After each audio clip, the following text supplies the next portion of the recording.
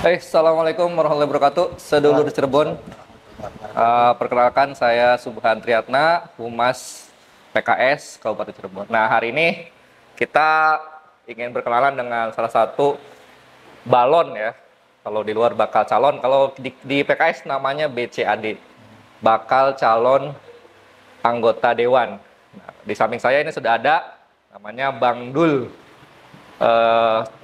BCAD balon dari Dapil 2 untuk pemilihan DPRD Kabupaten Cirebon 2024. Nah, beliau ini adalah seorang TikTokers kolonial ya. Jadi ada milenial TikTokers kolonial ya, tapi tetap relevan di TikTok gitu dengan candaan-candaan khasnya. Nah, Bang Dul ini sebagai bakal calon anggota Dewan Kabupaten Cirebon Dapil 2. Dapil 2 itu adalah Kecamatan Jamblang, Depok, Langenan, Palimanan, Gempol, Ciwaringin ya, Dapil 2. Jadi warga sedulur Kabupaten Cirebon yang jangan lupa nanti milih Bang Dul ya. Ya. Nah, Bang Dul, yang jadi pertanyaan teman-teman ini kemarin kan Bang Dul sempat viral terkait protes gaya Wong Cirebon terkait BBM naik. Nah, Bang Dul juga aktif di TikTok ya. Biasanya nih generasi kolonial ini bisa di Facebook. Nah, ini Bang Dul ini aktifnya justru di TikTok. Nah, ini luar biasa dan ramai gitu. Nah, di beberapa yang menjadikan kami penasaran itu, warganet penasaran ini, setiap Bang Dul buka opening TikTok itu selalu ada salam gewor, geger tapi awor. Nah, kuanku filosofi apa Bang Dul? Apa maknanya apa? Maksudnya itu apa Dul? Oh, kalau gewor itu adalah singkatan Wong Cirebon, biasa kata-kata Wong Cirebon. Wong Cirebonku biasanya apa ya?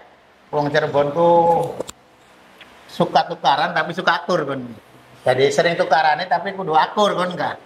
Jadi bahasanya gewor. Beda tapi awor. Geger tapi awor kan enggak. Oh. Jadi gewor itu singkatan, geger tapi awor. Jadi lambaden beda-beda tapi tetap satu. Wah, itu bineka tunggal ika. Istilahnya bineka tunggal ika istilahnya. Jadi bineka tunggal ika tuh bukan sekarang apa yang sudah tercantumkan Wong Cirebon sendiri nang bineka tunggal ika. Arane ya gewor itu. Geger tapi awor. Kuwi istilah lama berarti ya? Sudah lama. Jadi istilah zaman dulu, zamannya pemilihan kubu, zaman bengen kan kah? Oh iya. Jadi pilihan kubu, gewor, bagus pragat ya kudu awor aja tukaran. Wow. Berarti Wong Cirebon ku lebih maju ya? Karo apa? Ya NKRI yang mati ya. Jadi Cirebon sih sudah ngomong NKRI, Cirebon sih menunjukkan NKRI. Oh iya. Jadi Wong Cirebon wakanan. Jadi Wong Cirebon dengan di baik apa baik tetap gewor. Awor. Jadi beda benderai, beda organisasi, beda apa ya arane gewor itu. Geger tapi awor. Geger tapi awor. Oh iya. Jadi itulah enaknya gewor kalau konon. Jadi mudah-mudahan dengan adanya gewor dikenalkan lagi oleh generasi muda, sehingga bukan hanya generasi tua aja yang tahu, generasi muda, sehingga untuk mengantisipasi perkelahian antar remaja. Adanya gewor itu ya itulah awor, jadinya nggak ada perkelahian, nggak ada bacok-bacokan, nggak ada kayak istilahnya anak-anak sekarang, tapi adanya gewor, adanya persatuan dan kesatuan. Iya, geger ya. Tapi awor ya. Jadi kalau perbedaan atau pasti kan beda patai, beda pilihan kan. Tapi kudu tetap awor. Ya. Filosofinya. Jadi ya itu adanya gewor itu mempersatukan, mempererat. Maka diteruskan kan gewor, geger tapi awor, Wong Cirebon sedulur kabeh. Wah, sedulur kabeh. Iya. Iya. Geger tapi awor, Wong Cirebon sedulur kabeh. Bangsa Indonesia saudara kita semua. Iya. Jadi itu kan logonya kan itu ada tuh salaman ditulis itu kan itu ada. Jadi alhamdulillah bahwa gewor ini adalah alat mempersatukan khususnya orang Cirebon dan umumnya bangsa Indonesia. Jadi alat persatuan kesatuan wong Cirebon itu gewor. Jadi Jadi bengen kan anak Mbak Kuhu ya, Iya, Mbak satu Kuhu. kan gitu. Nah sekarang ya Mbak Kuhu Selaka, anak Gewor. Jadi Iya. geger tapi awor. Jadi kena partai beda, desa beda, suku beda, tapi tetap satu. Arahnya Gewor, diikat oleh Gewor. Oke. Dan memang kelihatannya nilai yang dipegang Wong Cirebon ku salah satunya adalah nilai seduluran. Seduluran, guyuban. Guyuban. Gotong royong, bisa anak Cirebon sih. Iya, Sembengan mulu gotong royong, Iya. guyuban. Iya. Makanya Wong Cirebon ku paling seneng ari dianggap sedulur. Wes iku sedulur Nah. kita. Seneng pisan ku asal di aku. Gitu. Kang sedulur lah, Iya. Kang pun di Kang mau dikenal-kenal dasarnya Kang wis sedulur. Iya, sedulur. Ya. Jadi ning ngendi wae, ning bedulan, ning bakung le golongan iki lagi nih wong bakung, wong bedulan, wong ngendi? Kang pun di Kang. Ya beli duduk musuh, Medang tadi oleh Medang le. Iya, iya. Oleh Medang bareng, kopi Iya, bareng. Lah hebatnya wong Cirebon omongan, Kang waras ta? Padahal dikenal, Iya. Yunani Kang wis lumpuh. Iya, iya. Harapan mau kan beli situ, Yunani Kang kita ke. Oke, oke. Hebatnya Gewor ku mau konon. Jadi filosofinya Gewor ya relevansinya luar biasa. Jadi keutamaan Gewor itu insya Allah manfaat untuk masyarakat Cirebon dan insya Allah untuk bangsa Indonesia. Jadi Gewor itu ya sudah alhamdulillah di TikTok maupun di yang lainnya Facebook tahu insya Allah bukan hanya orang Cirebon aja, di luar Cirebon tahu Gewor. Kemarin waktu pertemuan silaturahmi BKS Jawa Barat, weh Bang Dul Gewor itu orang Bogor, orang Sunda tahu Gewor, orang Sukabumi tahu Gewor. Jadi ya alhamdulillah itu kan jadi ada lagi orang Sulawesi kemarin Gewor Bang Dul, orang Sulawesi pada Iya, iya. artinya mudah-mudahan Gewor itu meluas adanya Gewor itu. Jadi alhamdulillah jadi bukan hanya yang dirasakan hanya untuk orang Cirebon saja tapi untuk Indonesia. Berarti Gewor itu bukan bikinannya Bang Dul tapi memang sudah nilai Sudah nilainya di masyarakat masyarakat ya. Gewor. Nah, Bang Dul memarketingkan atau mensosialisasikan khususnya ke anak-anak muda. Muda. Anak muda kan nggak ngerti ya. Iya, Gewor aja ribut Gewor Gewor bae. bae lah gitu. Ya. Aja ribut aja pukulan Gewor bae. Nah, Kan gitu. Jadi iya. insya Allah jadi Gewor kan. Nah, Bang Dul kan sekarang aktivitas banyak di pasar ya. Iya. Di pasar. Terus juga sering banyak di medsos, di TikTok. Iya. Nah, kenapa kok milih mencoba jadi politisi? Kan kalau mau nggak mau kalau daftar jadi BCAD, jadi balon, DPRD itu pasti jadi politisi. Nah, kenapa Bang Dul nih tiba-tiba ingin jadi politisi? Kenapa nggak jadi misalnya TikToker aja, fokus aja TikTok atau di pasar aja fokus gitu? Kenapa Bang Dul? Kalau politik itu kan sebenarnya panggilan sudah menyatu baik pedagang, baik kita katanya pedagang. Iya. Jadi kita jangan buta politik walaupun jadi pedagang gitu, walaupun jadi wira swasta, walaupun jadi petani, walaupun jadi siapapun kita nggak boleh buta politik.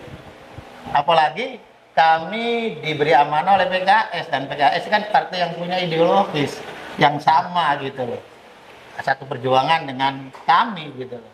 Jadi ya bismillah kan dalam arti bahwa inilah alat politik kami untuk memperjuangkan ya petani, pedagang kan gitu. Teman-teman yang ada komunitas kita orang Cirebon yang ada di Cirebon, artinya yang tadi Dapil 2 itu khususnya kan gitu.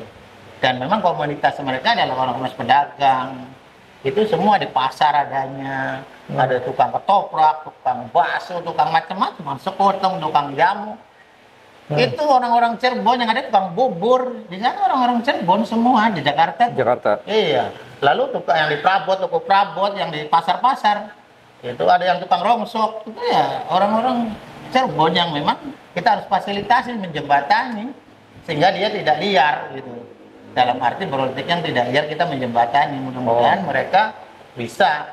Nah, itu makanya saya orang-orang memberikan edukasi politik dan demokrasi kepada orang pedagang supaya tidak buta politik.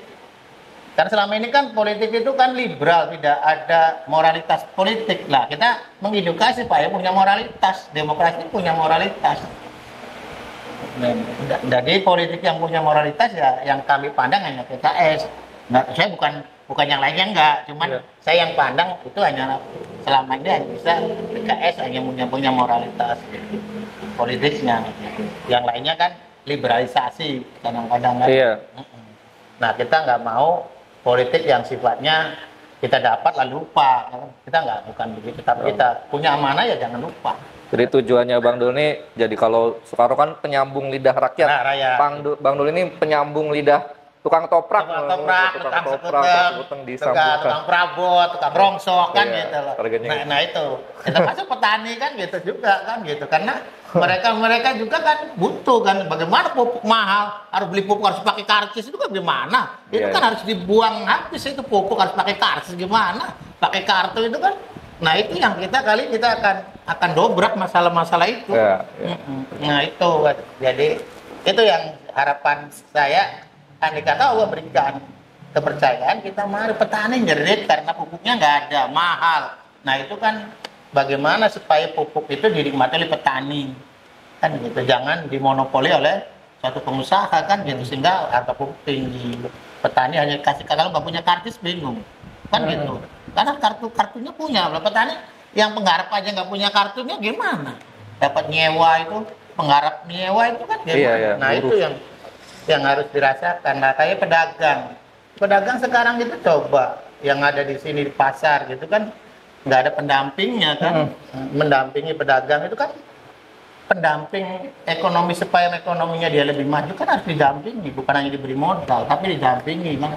Bukan dampingi sekedar damping, marketnya bagaimana caranya, bukan sekedar dapat untung, tapi yang harus ke depan dia kayak Pak Anies lah ngomongnya itu kan, yang kecil bagaimana bisa besar kan gitu loh, bukan menghilangkan yang besar kan gitu, itu kan kalimatnya gitu. Bagaimana yang kecil itu bisa besar tapi bukan menghilangkan yang besar kan gitu, artinya jangan kecil terus, harus ada yang besar kan kecil itu. Gitu itu kita pengennya begitu, yang kecil ya harus besar, jangan kecil terus kan gitu. Pedagang tuh kan gitu. Masa pedagang ketoprak aja, kalau bos ketoprak kan nggak apa-apa dong. Iya, iya. Nah itu kan Nah, berarti kan Bang Dul kan memang lama ya di pasar, jadi Iya. mungkin paham lah masalah mereka, Iya, keluhan iya. mereka, harapan-harapan mereka ya. Ya harapan mereka ya begitu. Pertama permodalan kan gitu loh. Permodalan kan kalau di lapangan itu kan masih sama rentenir itu loh. Nah itu kan banyak rentenir itu kalau pulang, maaf budaya orang di Cirebon tuh ke Jakarta tuh hanya punya ongkos doang, nggak punya modal. Dari sana modalnya kan ke Batak gitu ya, kan gitu loh, ke macam-macam. Nah itu maka kita bagaimana kita punya. Nah andai kata saya jadi bagaimana bisa menghilangkan itu kan gitu, sehingga ketika dia datang ke sana sudah ada modalnya, lalu nggak usah pakai bunga, pakai infak saja silakan, nanti berapa kan gitu. Tapi tetap bergulir di situ, mereka akan dijembatani. Dan karena kantong-kantong orang Cirebon ada di sana tuh, karena saya kan ketua orang Cirebon, jadi kantong-kantongnya ada.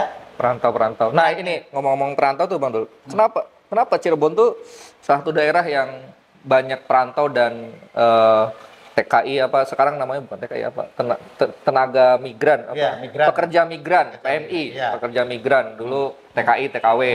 Cirebon ini salah satu yang TKI-nya banyak, dulu TKW-nya banyak, PMI, pekerja migran Indonesia-nya banyak di luar. Yang kedua tuh yang urbanisasi atau yang merantau ke Jakarta, ke kota-kota besar tuh banyak.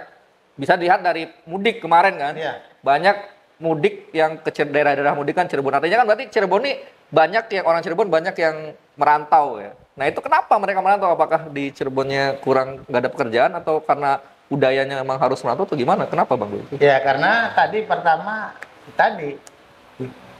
maaf bahasa kalau menyalahkan gak enak ya. Artinya pemerintah kita itu belum mampu menyediakan lapangan kerja, khusus pemerintah daerah Cirebon. Iya. Nah itu yang satu. Jadi sehingga ledakan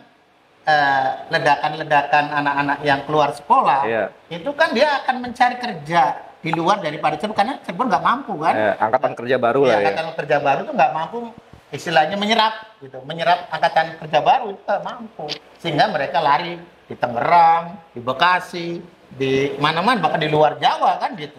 Mereka jauh-jauh lah. Andai kata pemerintah kita mampu mengantisipasi, bekerja sama dengan pengusaha-pengusaha asing dan dibikin usaha-usaha sini, industri sini, saya yakin orang Cirebon kayak maaf dulu waktu zaman Rotan dulu. Iya, Rotan. Ya, luar biasa. Orang Cirebon jarang merantau. Iya. Karena ada Rotan.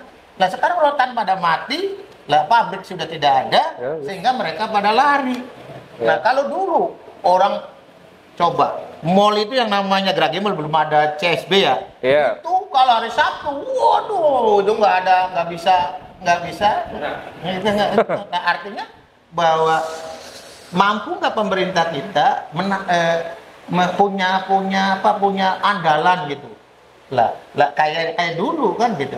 Kalau pemerintah kita tidak punya kemampuan itu ya sulit, kita tetap aja urban, lalu TKI jadinya kan gitu, wanitanya kan kasihan. Nanti masalah baru kan. Ini masa baru lagi. Tapi kalau pemerintah kitanya mampu menarik modal-modal asing ke Cirebon, difasilitasi, saya yakin itu. Makanya tergantung kemampuan pemerintah daerah. Kalau pemerintah daerahnya maaf ya, pemerintah daerahnya hanya kegiatan 5 tahun sekali, ya jangan harap Cirebon maju, jalan pada rusak kan gitu loh. Itu jangan harap gitu loh. Itu jangan harap deh, jangan mimpi orang Cirebon. Bupatinya siapa saja kalau tidak punya kemampuan politik yang luar biasa, jangan harap mimpi orang Cirebon tuh. Iya. Itu makanya kalau Cirebon dibutuhkan pemimpin yang punya tadi integritas yang kuat, bukan hanya sekedar slogan partai wong cilik, bukan, tapi mampu infrastruktur. Baru Cirebon tuh punya unggulan pada kota pariwisata rohani. Kalau mau luar biasa pariwisata rohani. Tapi infrastrukturnya perbaiki dulu. Kalau infrastrukturnya nggak perbaiki dulu kan nggak bisa itu. Maka infrastruktur perbaiki, baru saya kira nanti dari ekonomi kreatif pariwisata itu saya yakin akan menyerap tenaga kerja banyak. Termasuk pariwisata rohani. Rohani itu dari kita. Jadi kalau enggak ya saya kira enggak. Saya pesimistis gitu. Maaf ya, boleh saja Kang Imronnya, walah Bang Dul ya. Iya bener Kang Imron, kalau Kang Imron denger, ya kita jujur gitu loh. Bang Dul pesimistis gitu loh. Kang Imron 5 tahun untuk jalan itu ya sulit saya bilang. Jadi itu sulit. Ekonomi istilahnya Cirebon akan naik itu ya sulit Kang Imron saya bilang. Tapi kalau cara-caranya ya tadi semua komponen potensi daerah yang ada di Cirebon terus dirangkul, didorong sehingga cari investasi datang lagi. Kalau bisa nol dulu lah, nol pajak gitu loh. Ya aja kasih fasilitas cepat kan, ada tanda-tanda negara kali kan gitu. Kasih fasilitas, nggak apa yang penting tenaga kerja kita, jangan tenaga asing yang datang, jangan kayak Cina, ya itu kan tenaga kerja kita, semua orang kita yang kerja kan gitu. Jadi yakin jangan datangin modal asing lalu orang asing yang kerja itu namanya bohong. Ya kalau saya pribadi sih percayalah Bang Dul memahami khususnya permasalahan tadi pedagang yang orang-orang di pasar yang mayoritas lah kan wong Cirebon ke ake wong pasaran lah. Paham lah Bang Dul. Cuman terakhir nih Bang Dul. Mungkin masalahnya kan sekarang tentu Bang Dul nyalon jadi DPRD kan tujuannya kan menang, nggak mungkin cuman hanya penghibur saja gitu. Harus menang. Nah masalahnya kan sekarang ini pemilihan kita kan mau tidak mau mahal nih Bang Dul. Jadi untuk jadi anggota dewan ya pemilunya high cost lah, demokrasi kita terlalu mahal lah. Ya itu ya. Nah budaya itu yang harus. Budayanya emang seperti itu, agak sulit ya, apalagi melihat kemarin pilihan kubu dan lain-lain banyak seperti itulah. Nah, strateginya Bang Dul nih supaya menang nih, supaya dapat kepercayaan masyarakat nih bagaimana nih Bang Dul? Ya,